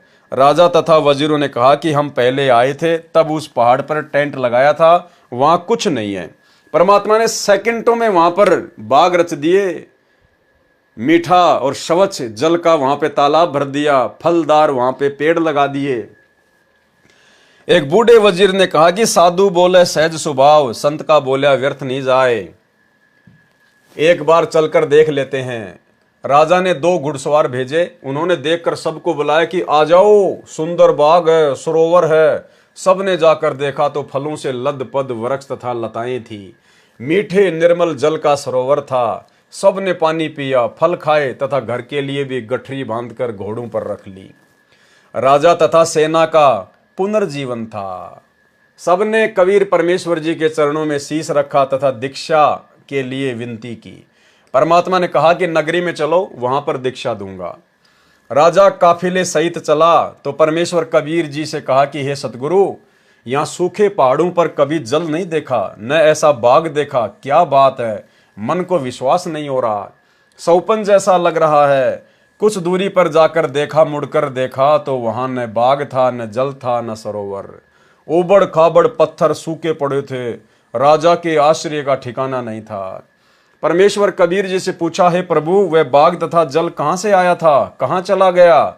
परमेश्वर कबीर जी ने कहा कि ये बाग तथा जल सत्य लोक से आया था, वह हमारा परम धाम सतलोक है। घोड़ों पर फल मेवा रखी थी, सौपन भी नहीं कहा जा सकता था। ये लीला देखकर परमेश्वर से सर्व वजीरों ने, सैनिकों ने नाम लिया। राजा ने रानी को बताया तो वह भी आश्चर्य करने लगी। सर्व सैनिकों तथा मंत्रियों ने रानी को बताया, फल खाने को दिए तथा परमेश्वर कबीर जी का गुणगान किया। तब रानी को विश्वास हुआ। कबीर जी ने राजा से कहा कि आज के बाद शिकार नहीं करेगा। राजा ने प्रतिज्ञा ली कि भविष्य में कोई जीव हिंसा नहीं करूंगा। राजा वीर सिंह बघेल तथा रानी मानक देई का पहला नाम शुद्ध किया तथा सत्य नाम दिया। परमेश्वर कबीर जी ने राजा तथा रानी से कहा कि आपको सारनाम भी मिलेगा, तब आपका कल्याण होगा। आपने प्रथम मंत्र तथा सत्य नाम का जाप अत्यधिक करना है, तब सारनाम मिलेगा, तब आपका मोक्ष होगा। राजा तथा रानी को प्रथम नाम 7 मंत्र का दिया। हालांकि भाई और बहनों, परमेश्वर ने उस समय 7 मंत्र किसी को भी नहीं दिए थे। केवल बीच बीच के जो 5 मंत्र हैं, इन 5 प्रधान देवताओं के, जो हमारे शरीर में बने कमलों में निवास करते हैं, केवल परमेश्वर ने वही उनको मंत्र दिए थे। यहां परमेश्वर के लिए लिखना जरूरी है, अनिवार्य है क्योंकि परमात्मा ये साबित करेंगे कि वर्तमान में जिस प्रकार मेरे द्वारा 3 चरणों में नाम दीक्षा को पूरा किया जाता है, उसी प्रकार से राजा बीर सिंह बघेल को भी 3 चरणों में दीक्षा दी थी। अर्थात विश्वास के लिए, एक एफिडेविट के लिए परमात्मा ने यहां पर ये बातें लिखी हैं। प्रमाण कबीर सागर के अध्याय बीर सिंह बोध के पेज नंबर 113 पर कबीर वचन, करी चौका तब नारियल मोरा, करी आरती भयो पुनि भोरा, तिनका तोरी पान लिख दे हूं, रानी राय अपना कर ले हूं। बहुतक जीव पान मम पाए, तागट पुरुष नाम सात आए, जो कोई हमरा बीरा पावे, बहुर न योनि संकट आवे। बीरा पावे भवते छूटे, बिनु बीरा यम धरी धरी लूटे, सत्य कहूं सुन धर्मदासा, बिन बीरा पावे यम फांसा। बीरा, बीरा यानी नाम, मंत्र। बीरा पाए राय भय सुभागा, सत्य ज्ञान हृदय में जागा। काल जाल तब सबे पराना, जब राजा पायो परवाना। गद गद कंठ हरस मन बाडा, विनती करे राजा होय ठाडा। प्रेमासुरु दोई नयन दरड़ावे, प्रेम अधिकता वचन न आवे। राजा बीर सिंह का स्तुति करना, कबीर परमात्मा की स्तुति करना। करुणा रमन सदगुरु अभय, मुक्ति धामी नाम हो। पुलकित सादर प्रेम वश होए, सुधरे सो जीवन काम हो। भव सिंधु अति विकराल, दारुण तासु तत्व बुझाए हूं। अजर बीरा नाम दे मोही, पुरुष दरस कराए हूं। सोरठा, चलिए वही लोक को, राय चरण गए धाए। जरा मरण जेही घर नहीं, जवां हंस रहाए। कबीर परमेश्वर के वचन, आदि अंत जब नहीं निवासा, तब नहीं दूसर हते अवासा। तोन नाम राजा कह दीन्या, सकल जीव आपन कर लीन्या। राय श्रवण जब नाम सुनाई, तब प्रतीति राय जीव आई। सत्य पुरुष सत्य है फूला, सत्य शब्द है जीव को मूला। सत्य दीप सत्य है लोका, नहीं शोक जहाँ सदा अशोका। सत्य नाम जीव जो पावे, सोई जीव तेहि लोक समावे। ऐसो नाम सुहेला भाई, सुनत ही काल जाल नसी जाई। सोई नाम राजा को जो पाए, सत्य पुरुष दर्शन चित लाए। ऐसो नाम है खसम का, राय सुरती कर लीन। हर्षित पहुंचे पुरुष घर, यम ही चुनौती दीन। उपरोक्त वाणी से स्पष्ट हुआ कि परमेश्वर कबीर जी ने राजा रानी को 2 चरणों में दीक्षा दी, फिर ज्ञान समझाया कि सार शब्द के बिना सत्य लोक प्राप्ति नहीं होगी। ये प्रेरणा पाकर राजा को सारनाम प्राप्ति की लगन लगी। सारनाम प्राप्ति के लिए प्रथम तथा द्वितीय मंत्र की सच्ची लगन से भक्ति की। एक दिन परमेश्वर कबीर जी राजा बीर सिंह बघेल के घर पर आए, आदर सम्मान किया तथा आसन पर बैठाकर राजा रानी ने परमेश्वर स्वरूप गुरु के चरण धोकर चरणामृत लिया। राजा रानी ने परमेश्वर स्वरूप यानी परमात्मा स्वरूप, और परमात्मा के स्वरूप भाई और बहनों कोई दूसरा नहीं हो सकता, खुद परमात्मा ही होता है। अगर कोई परमात्मा के समान हो गया, कोई परमात्मा के स्वरूप हो गया, फिर तो परमात्मा 2 हो गए, जबकि परमात्मा तो एक ही है। तो परमात्मा स्वरूप यानी वो परमात्मा कबीर स्वयं धरती पर गुरु बनकर प्रकट होता है। इसलिए यहां पर कहा जाता है कि परमात्मा के समान, परमात्मा के तुल्य, परमात्मा के समक्ष। ऐसे राजा रानी ने परमेश्वर स्वरूप गुरु जी के चरण धोकर चरणामृत लिया तथा सार शब्द देने के लिए प्रार्थना की। अब सार शब्द के लिए भाई और बहनों, हमने एक पिछले वीडियो में बहुत अच्छे से जिक्र किया था परमेश्वर जी के आशीर्वाद से। यहां परमात्मा ने सार शब्द का जिक्र किया, सतनाम का जिक्र किया, प्रथम मंत्र का जिक्र किया, केवल ये प्रमाणित करने के लिए कि वर्तमान में जो दीक्षा दी जा रही है उनके द्वारा वो सत्य है, क्योंकि कबीर परमात्मा भी 650 साल पहले इसी प्रकार से 3 चरण में दीक्षा दिया करते थे। लेकिन वर्तमान में सार शब्द के योग्य हम कैसे बनेंगे, सार नाम के हम योग्य कैसे बनेंगे, और क्या वर्तमान में जो सार नाम दिया जा चुका है बरवाला कांड से पहले या बरवाला कांड के बाद इन आश्रमों में डीवीडी से गुरुदेव के परिवार के द्वारा, वो कितना सही है, वो सत्य है, या खाली एक नकली बंदूक गुरुदेव भगवान ने हमारे रिहर्सल के लिए भक्तों को पकड़ाई है।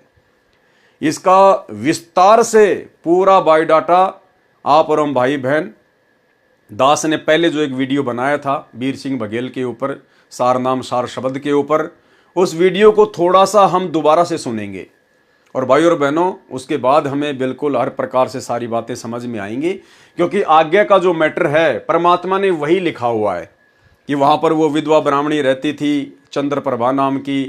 परमेश्वर ने राजा वीर सिंह से कहा कि भाई आप उसके पास जाइए, मुझे एक धोती की आवश्यकता है। उस ब्राह्मणी ने गंगा जी का जल लाकर अपने आंगन में कपास उगाकर उसने सूत काट कर और जगन्नाथ भगवान के लिए जो है एक वो साड़ी बनाई है। वो साड़ी, वो धोती आप ले आओ, फिर आपको सार शब्द दूंगा। राजा वीर सिंह गया, ब्राह्मणी ने उसको मना कर दिया। फिर वो जगन्नाथ गई, फिर जगन्नाथ से आकाशवाणी हुई, धोती बाहर आंगन में फेंक दी। वापस वहाँ से रोती रोती आई और भविष्यवाणी हुई थी कि नालायक वो जगन्नाथ तो काशी में बैठा कबीर, जब उस जगन्नाथ ने तेरे से धोती मंगाई थी तूने उस समय क्यों नहीं दी, अब हम भी स्वीकार नहीं करेंगे। तो पूरा मैटर परमात्मा ने दया बख्शी हुई है। दास ने इसी कबीर सागर के सरलार्थ के ऊपर जो पहले वीडियो बनाए हैं उनमें ये प्रकरण हम पहले ले चुके हैं। तो दास उसी वीडियो को थोड़ा सा, जो केवल सार शब्द तक का मैटर है, उतना हम सुनेंगे, बाकी आगे वही सारा का सारा मैटर लिखा हुआ है। तो आप जी सुनिए। तो देखिए भाई और बहनों, ये वीडियो जो आपको दास दिखाने जा रहा है, इस वीडियो में परमात्मा ने 650 साल पहले काशी नरेश राजा वीर सिंह बघेल को जब उसने कहा परमात्मा से, जो गुरु रूप में आए हुए थे कबीर परमेश्वर, तो राजा वीर सिंह को सार नाम के बारे में पता चला, सार शब्द के बारे में पता चला। तो राजा वीर सिंह ने कहा जी गुरु जी दया करो जी, सार नाम दे दो, सार नाम दे दो, सार नाम दे दो, सार शब्द दे दो। तो परमात्मा को तो मालूम था कि वर्तमान में तो किसी को ये मंत्र देना ही नहीं है, कोई योग्य है ही नहीं। ये मंत्र तो मुझे योग्य आत्माओं को कलयुग की पिछली पीढ़ी में देने हैं। लेकिन परमात्मा ने उदाहरण तैयार करने थे कि कलयुग की पिछली पीढ़ी वाले कोई गलती ना कर दे, उसलिए परमात्मा ने वो उदाहरण बनाए धर्मदास जी के माध्यम से, वीर सिंह बघेल के माध्यम से। और परमेश्वर ने क्या कहा, क्या शर्त रखी राजा वीर सिंह के सामने सार शब्द को प्राप्त करने की। और अंत में राजा वीर सिंह को समझ में आ गया कि तू तो प्रथम नाम प्राप्त करने के योग्य भी नहीं है, सार शब्द सार नाम तो बहुत दूर की बात है। ये 4 मिनट का सत्संग हमें बहुत गहरी शिक्षा देगा, बहुत गहरी। जो भाई बहन वर्तमान में सतलोक आश्रमों से अपने गुरुदेव भगवान के ऊपर विश्वास ना करके, उनके बाहर आने का इंतजार ना करके जो गुरु गद्दारी उन्होंने दिखाई है, ये गुरु गद्दारी में आता है, गुरु के साथ में धोखा करने में आता है। गुरु तुम्हारा संघर्ष कर रहा है भक्ति में समय लाने के लिए, और तुम लोगों ने अपने गुरु से गद्दारी करते हुए, उनके बाहर आने का इंतजार ना करते हुए, उनके ऊपर अविश्वास जाहिर करते हुए, क्या पता गुरु जी आए नहीं आए, हमें सार नाम नहीं मिला तो हम सतलोक कैसे जाएंगे। अरे ड्राइवर के बिना चाहे ट्रेन में जाके बैठ जाओ, कहीं नहीं जा पाओगे। और काल प्रेरणा से सतलोक आश्रम मैनेजमेंट हरियाणा से एक एक पाठ प्रकाश के पैसे देकर और नकली सार शब्द लेकर अपने आप को मुक्त हुआ मानकर घूम रहे हैं। अब उनकी आंखें खुलेंगी कि तुम्हें जो दिया गया है ना वो तो धोखा है, धोखा। असली सार शब्द कब मिलता है, और आप लोगों के साथ में वही होगा जो राजा वीर सिंह के साथ में हुआ। यानी जब राजा वीर सिंह बघेल ने सार नाम के लिए गुरुदेव से बार बार अर्ज की, तो कबीर परमेश्वर ने कहा कि भाई तेरे को सार नाम दे दूंगा, लेकिन एक शर्त है, वो तेरे को पूरी करनी पड़ेगी। बोला जी क्या, आदेश करो। बोला तेरे नगर में, तेरे राज्य में एक विधवा ब्राह्मणी रहती है, वो तेरी गुरु बहन है, उसने भी उपदेश लिया हुआ है। राजा को इस बात का पता नहीं था। और परमेश्वर ने कहा था कि ऐसे वैसे उसने गंगा जी का जल ला लाकर अपने आंगन में एक बाड़ी बनाकर कपास की खेती करके अपने हाथों से सूत काट के उसने एक साड़ी बनाई है। वो साड़ी यदि आप ले आओ उससे, तो मैं आपको आते सार नाम दे दूंगा। तो वीर सिंह बड़ा खुश हुआ कि ये तो बहुत ही छोटा सा काम है, बड़ा आसान काम है। और 2-4 सैनिकों को भेज दिया कि बहन को जाके बता दो कि राजा आ रहा है। वीर सिंह वहां चला जाता है। बोला बहन मुझे गुरुदेव आज सार नाम देंगे, और उन्होंने एक शर्त रखी है कि आपके पास में एक साड़ी है, मुझे वो चाहिए। तो उसने कहा कि भाई मेरे पास तो बहुत सारी साड़ी है, ले जाओ। उसने कहा कि बहन जी बहुत सारी नहीं, वो साड़ी चाहिए जो आपने इस प्रकार से गंगा जी से जल लाकर अपने आंगन में जो है वो कपास उगाकर अपने हाथों से जगन्नाथ भगवान के लिए जो साड़ी बनाई है ना, वो मुझे चाहिए। तो उसने कहा कि भैया ये साड़ी तो मैं नहीं दे सकती, और चाहे कितनी साड़ी ले जा, लेकिन ये साड़ी मैं नहीं दूंगी। और उसने कह दिया था कि ये साड़ी तो मैंने मेरे जगन्नाथ भगवान के ऊपर चढ़ाने के लिए बनाई है, ये मैं नहीं दे सकती, चाहे तू मुझे अपने राज्य से निकाल दे। अब मायूस होकर राजा वीर सिंह बघेल चला गया। परमात्मा ने बात पूछी तो वीर सिंह ने सारी बात बता दी। तो अंतर्यामी परमात्मा ने कहा कि भाई वो क्या करेगी उस साड़ी का। बोला जी वो कह रही थी कि मैं अपने भगवान जगन्नाथ के वहां चढ़ाऊंगी जाके। तो परमात्मा ने देखा कि ये तो मायूस हो गया राजा वीर सिंह। परमात्मा ने कहा कि भाई एक काम कर, चल मैं शर्त को थोड़ा ढीला कर देता हूं। तो ऐसा कर, जब वो साड़ी जगन्नाथ भगवान के चढ़ाने के लिए जाए उस समय कुछ सैनिक साथ में भेज देना। लड़की की जात है, लंबा रास्ता है, चोर उचक्कों का कुछ पता नहीं। और जब वो लड़की साड़ी चढ़ाकर जगन्नाथ में वापस आ जाएगी उस समय मैं तेरे को सारनाम दे दूंगा। राजा बड़ा खुश हुआ और सैनिकों को भेज दिया अपनी बहन के पास कि बहन को जाके बोल दो अपनी बहन को पालकी में बैठा के ले जाऊंगा, रथ में बैठा के ले जाऊंगा। सैनिक गए, सारी बात बताई। उसने कहा भाई मैं तो पैदल जाऊंगी, पैदल अपने भगवान के। उस ब्राह्मणी ने भी कबीर जी को अपना गुरु बना रखा और जगन्नाथ में उस मूर्ति के ऊपर, उस पत्थर के ऊपर साड़ी चढ़ाने जा रही है। गुरु बना रखा कबीर जी को और भगवान मान रही उस मुर्दा मूर्ति को, जगन्नाथ को। इधर राजा वीर सिंह ने भी गुरु बना रखा कबीर जी को, लेकिन भगवान नहीं मान पा रहा था। अब आगे की कथा सुनिए, परमात्मा कैसे उन दोनों का भ्रम निवारण करेंगे और कैसे इस कथा के माध्यम से गुरुदेव भगवान हम पिछली पीढ़ी वालों की आंखें खोलेंगे कि काहे का सार नाम, काहे का सार शब्द। अभी तो तुम्हारे जो कर्म है वो सार शब्द प्राप्त करने के आसपास भी नहीं है। तो गुरुदेव कह रहे हैं इस 4 मिनट के सत्संग के विषय में कि पुण्यात्माओं, केवल ये कथा नहीं है, इसका कितना जबरदस्त निष्कर्ष निकलेगा आपने वो देखना है। तो ध्यान से सुनना भाई और बहनों, ध्यान से देखना है आपने। पुण्यात्माओं ये देखना है आपने, इसका निष्कर्ष क्या निकलेगा इस स्टोरी का। ये केवल कथाएं नहीं है, ये हमारे लिए बहुत काम की वस्तु है। अब जब ये बात सुनी उस बहन ने, वह गदगद होगी, शुक्र मनाया जगन्नाथ भगवान का। हे जगन्नाथ भगवान, आपने मेरी इज्जत रख दी, राजा का मन बदल दिया। इन्होंने पता कौन सा जगन्नाथ बदलना लग रहा है इसके मन को, इतनी बुद्धि कमजोर थी मारी। और कहा, सारी बात सुनकर कहने लगी भाई ना तो मैं रथ में बैठूं, मैं तो पैदल जाऊंगी। राजा का शुक्रिया है, अगर तुम मेरे साथ चलो तो मुझे कोई इतराज नहीं। ऐसा ही हुआ, लड़की चली गई, सैनिक साथ चल पड़े रथ लेकर, खाने पीने की व्यवस्था उसमें अपनी ले ली, वो लड़की पैदल गई वहां तक। अब शाम में पहुंचे, सुबह नहा धोकर उस बहन ने वह अपनी जो धोती हाथ से बना रखी थी वो चादर लेकर भगवान जगन्नाथ के मंदिर में मूर्ति के चरणों में रखना चाहिए। रखते ही और कहा कि इस दासी की तुच्छ भेंट स्वीकार करना जगन्नाथ। वो धोती वहां से उठी और उस जगन्नाथ के मंदिर के प्रांगण में जाकर पड़ी और आकाशवाणी हुई कि नालायक, जगन्नाथ तो काशी में बैठा है, वो कबीर परमात्मा इज जगन्नाथ, तो किस धक्के खाना की।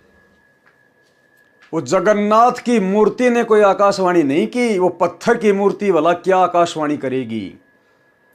उसी कबीर परमात्मा ने जो 650 साल पहले आए हुए थे, उन्होंने उस मूर्ति के माध्यम से आकाशवाणी की उस बहन का भ्रम तोड़ने के लिए कि नालायक, वो जगन्नाथ, जगतनाथ यानी पूरे संसार को रचने वाला, पूरे संसार का पालन पोषण करने वाला, वो जगन्नाथ कबीर तो काशी में बैठा है। तू यहां कहां धक्के खाने के लिए आ गई इस मूर्ति के ऊपर साड़ी चढ़ाने के लिए। अरे जब उस जगन्नाथ ने काशी में तेरे से साड़ी मंगवाई थी, तूने उसको क्यों नहीं दी? अगर तूने उसको नहीं दी तो हम भी तेरी साड़ी स्वीकार नहीं करेंगे। और साड़ी को फेंक के मारा, आंगन में आके गिरी जगन्नाथ के प्रांगण में। इस आकाशवाणी को वो सैनिक भी सुन रहे थे और वो विधवा ब्राह्मणी जब उसने सुना कि वास्तव में असली जगन्नाथ तो मेरा गुरु ही है, गुरु के अलावा दूसरा कोई जगन्नाथ और कहीं नहीं है, गुरु बड़े हैं गोविंद से मन में देख विचार, हरि सुमरे सो रह गए गुरु भजे हुए पार। वहीं से रोना शुरू हुई थी और काशी में आके रुकी थी। और आगे क्या हुआ ध्यान से सुनिए। कि इस दासी की तुच्छ भेंट स्वीकार करना जगन्नाथ। वो धोती वहां से उठी और उस जगन्नाथ के मंदिर के प्रांगण में जाकर पड़ी और आकाशवाणी हुई कि नालायक, जगन्नाथ तो काशी में बैठा है, वो कबीर परमात्मा इज जगन्नाथ, तो किस धक्के खाना गी। कलेजा फट गया उस लड़की का, रोआ बुरी तरह। ओए होए, वो भगवान स्वयं है कबीर जी। वो वहीं से रोने लगी थी, आंखों में इतने आंसू बह गए कि सारे कपड़े भीज गए उस बेटी के कि मैं कितनी नीच हूं, भगवान कहाँ मैं खोजन की तागी। परमात्मा कहते हैं गुरु मानुष कर जानते ते नर कहिए अंध, महादुखी संसार में अग गई यम के फंद। ठीक इसी प्रकार वर्तमान में वो जगन्नाथ, वो कबीर भगवान तो बैठा हिसार जेल में, और तुम उस दाढ़ी मूछ वाली नकली कबीर की फोटो को जगन्नाथ मानकर उसका प्रकट दिवस मना रहे हो, धक्के खा रहे हो इन आश्रमों में, इन पत्थरों में जा जाके सिर मार रहे हो, जो इनके महीने में आश्रमों में जा जाके ड्रामेबाजी कर रहे हो। अरे जगन्नाथ तो बैठा हिसार जेल में। और पिछले वीडियो में आपको दिखा दिया गुरुदेव का हिसार जेल से आया हुआ लेटर, जिसमें गुरुदेव ने 2018 में कह दिया था कबीर प्रकट दिवस से पहले कि मत मनाना, कबीर जी तो मेरे साथ हिसार जेल नंबर 2 में बैठे हैं। उसके बाद भी तुम लोगों ने 2028 में रोहतक के पशु मेला ग्राउंड में कबीर प्रकट दिवस मनाया और इतना भयंकर तूफान आया, इतनी भयंकर बारिश आई, सब कुछ अस्त व्यस्त हो गया। अरे ये गलती तो 650 साल पहले की थी उस विधवा ब्राह्मणी ने। और वो सत्संग सुनने के बाद भी, क्या गुरुदेव ने आपको सत्संग नहीं सुनाए?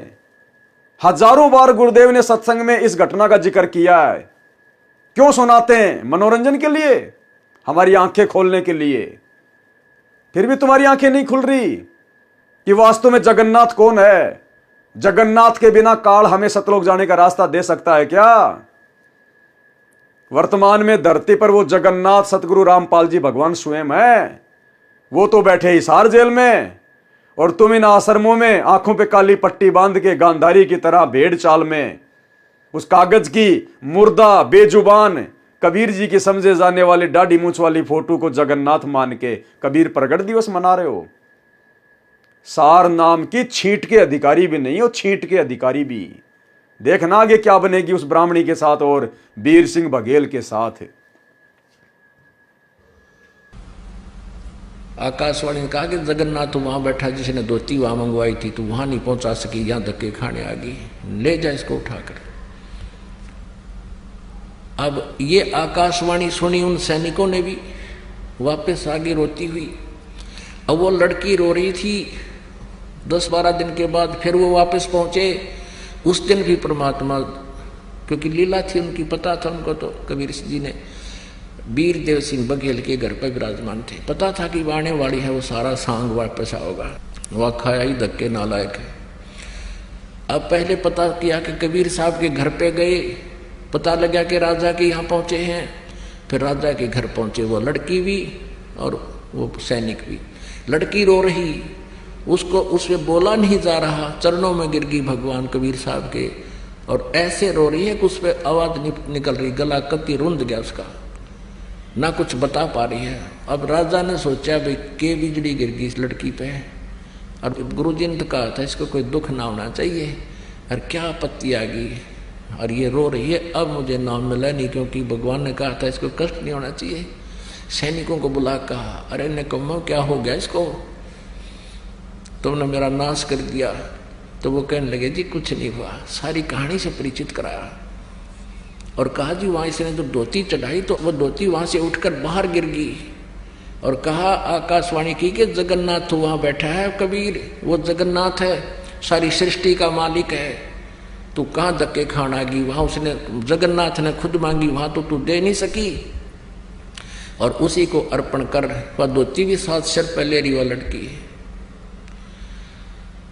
और तब तेरा कल्याण होगा। अब दोनों का एक तीर से दो शिकार किए परमात्मा ने। एक तीर से दो शिकार किए परमात्मा ने। दो शिकार कौन से? वो विधवा ब्राह्मणी जो अपने गुरु को खाली एक जुलाहा मान रही थी, मानुष मान रही थी, और राजा वीर सिंह बघेल भी हल्के में ले रहा था कबीर जी को, इतने प्रमाण देखने के बाद भी, इतनी लीलाएं देखने के बाद भी। और वर्तमान में हम पिछली पीढ़ी वालों के भी भगवान ने उस उदाहरण को पेश करके आज आंखें खोलनी थी कि सार नाम और सार शब्द के योग्य भगत कब बनता है, जब गुरु और परमात्मा कति एक हो जाते हैं। अब देखिएगा वीर सिंह बघेल की आंखें कैसे खुली। माने वीरदेव सिंह का विश्वास था कि कबीर इज गॉड, और न उस नालायक का विश्वास था कि कबीर इज गॉड। गुरु बना रखा लेकिन भगवान वो पत्थर मान रखा था। वो ना उस ब्राह्मणी के विश्वास था कि कबीर इज गॉड, और ना उस वीर सिंह के विश्वास था कि कबीर इज गॉड जो हमारे गुरु रूप में है। गुरु बना रखा कबीर को और भगवान मान रहे उस जगन्नाथ को। तो यही हालत आज 90% सतलोक आश्रमों से जुड़ी हुई संगत की है। ना गुरुदेव के कलयुगी परिवार को विश्वास कि संत रामपाल जी इज कबीर, और ना उस परिवार के पीछे आंखों पे काली पट्टी बांध के गांधारी की तरह भेड़ चाल में चल रही लाखों की संगत को यकीन है कि हमारे गुरु संत रामपाल जी ही कबीर। और आज भी धक्के खा रहे हैं, भगवान मान रहे उड्डाडी मूछ वाली कबीर जी की फोटो को। जून के महीने में उसी को भोग लगाते हैं, हर समागम में उसी को भोग लगाते हैं। अरे जगन्नाथ तो बैठा है हिसार जेल में, सतगुरु रामपाल जी भगवान, और जगन्नाथ मान के पूजा की जा रही है, भोग लगाया जा रहा है डाडी मूछ वाली कबीर जी की फोटो को, मुर्दा फोटो को। वो ब्राह्मणी भी तो उस मुर्दा पत्थर के ऊपर ही साड़ी चढ़ाने गई थी अपने जिंदा गुरु को छोड़कर, और तुम भी वही कर रहे हो, अपने जिंदा गुरु का प्रकट दिवस ना मनाकर। और जून के महीने में वो मुर्दा कबीर का, उस मूर्ति का, उस फोटो का, बेजान बेजुबान मुर्दा, उस कागज के टुकड़े का, कबीर जी की समझे जाने वाली उस काल्पनिक फोटो का तुम कबीर प्रकट दिवस मना रहे हो। उसको तुम भगवान मान रहे हो, कबीर मान रहे हो, जगन्नाथ मान रहे हो। आप लोगों की स्थिति तो 650 साल पहले वाली उस विधवा ब्राह्मणी और राजा वीर सिंह बघेल से भी कई गुना निम्न स्तर की है, निम्न स्तर की। उस समय तो इतना ज्ञान नहीं था, इतने प्रमाण परमात्मा नहीं दिखा पाए, एक अनपढ़ व्यक्ति की भूमिका कर रहे थे। आज कौन सी कसर छोड़ रखी है भगवान ने? फिर भी उनसे बड़ी गलती, और फिर भी सार नाम लेके अपने आप को धन्य समझ के घूम रहे हो। सार नाम के नाम पे परमात्मा ने झुंझुना पकड़ा रखा, झुंझुना, जैसे बच्चे को, रोते हुए बच्चे को शांत किया जाता है वो खिलौना देके। क्या कह रहे हैं परमात्मा, ध्यान से देखिएगा। सिर पहले रिवा लटकी और तब तेरा कल्याण होगा। अब दोनों का एक तीर से दो शिकार किए परमात्मा ने। वीरदेव सिंह का विश्वास था कि कबीर इज गॉड, और न उस नालायक का विश्वास था कि कबीर इज गॉड। गुरु बना रखा लेकिन भगवान वो पत्थर मान रखा था, वो जगन्नाथ का। गुरु बना रखा लेकिन भगवान वो पत्थर मान रखा था, वो जगन्नाथ का। गुरु बना रखा लेकिन भगवान वो पत्थर मान रखा था, वो जगन्नाथ का। गुरु बना रखा लेकिन भगवान वो पत्थर मान रखा था, वो जगन्नाथ का।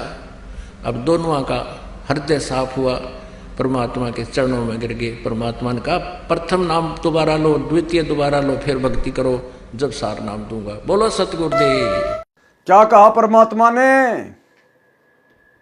कि प्रथम नाम फिर से लो और फिर से भक्ति शुरू करो, तब आगे जाके सार नाम मिलेगा। उनको दोबारा से प्रथम नाम दिया, वो तो सार शब्द के चक्कर में थे। दोबारा से उनको प्रथम नाम दिया गया कि नालायको, जब तक अपने गुरु को ही भगवान मान के भक्ति नहीं करोगे तब तक तो तुम्हारी भक्ति शुरू भी नहीं होती। कहां सार नाम, सार शब्द लेने की सोच रहे हो? दोबारा से प्रथम नाम लो। उनको दोबारा से प्रथम नाम दिया। यह उदाहरण क्यों पेश किया? आज आप और हमारे लिए।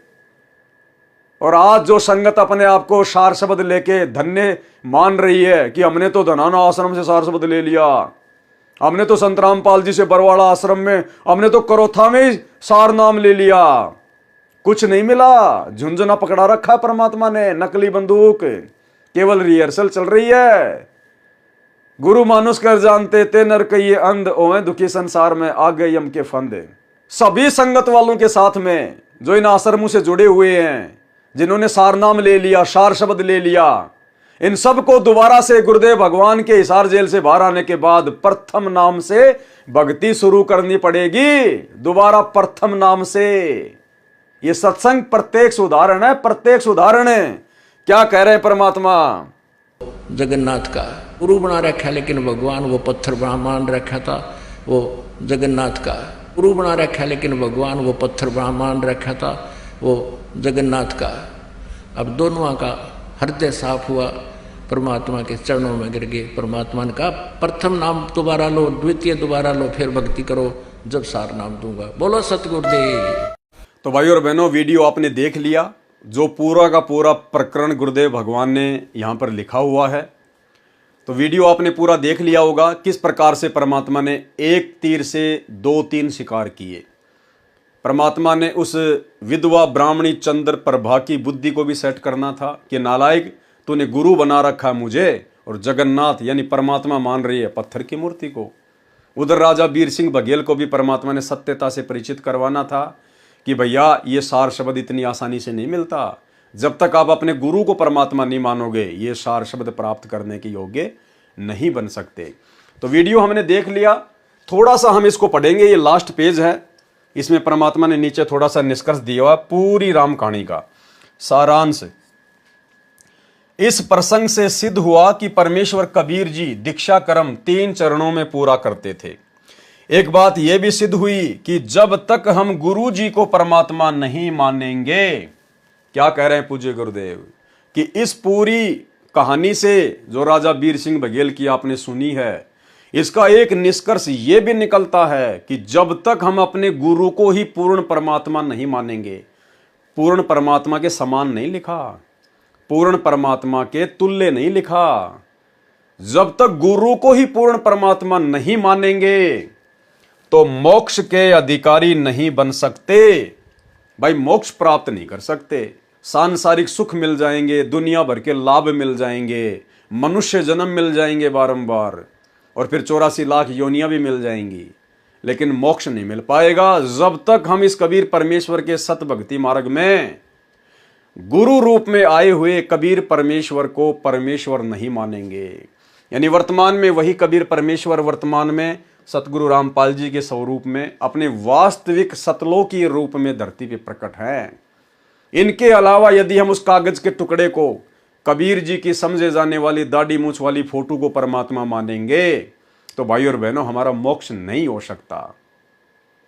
इसलिए परमात्मा ने साथ संगति से जुड़े हुए भाई बहनों पे दया बख्शी है। हम सभी सत्सेवक भाई बहनों ने उस कागज के टुकड़े को, नकली कबीर जी की समझे जाने वाली फोटो को अपने घर से, अपने दरबार से, अपने लॉकेट से बाहर निकाल दिया है। तभी हम पूर्ण मोक्ष प्राप्त कर पाएंगे, अन्यथा बात नहीं बनेगी। बाकी तो आपने वीडियो में सब कुछ जान लिया, देख लिया, समझ लिया, लेकिन यह सारांश में परमात्मा ने और स्पष्ट कर दिया है। एक बात यह भी सिद्ध हुई कि जब तक हम गुरु जी को परमात्मा नहीं मानेंगे, और गुरु जी को परमात्मा मानने की पहचान है कि गुरु जी के अलावा और जिस भी फोटो में हम लोग अभी तक अपनी नादानी के चलते, ज्ञानहीनता के चलते, जिसको हम भगवान मान के बैठे हैं, दाढ़ी मूछ वाली कबीर जी की फोटो को, उसको अपने घर से बाहर निकाल देना, दरबार से बाहर निकाल देना।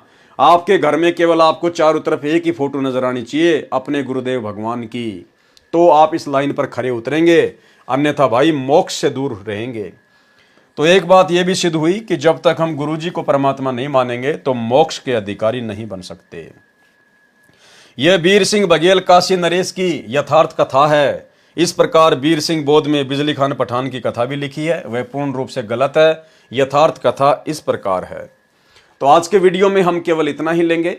कल परमेश्वर की रजा से हम लोग बिजली खान पठान और अन्य महापुरुषों की जो कथाएं हैं, परमेश्वर ने आगे जिक्र किया हुआ है, उन कथाओं से भी आप और हमारे को बहुत कुछ अध्यात्म से रिलेटेड बातें सीखने को और समझने को मिलेंगी।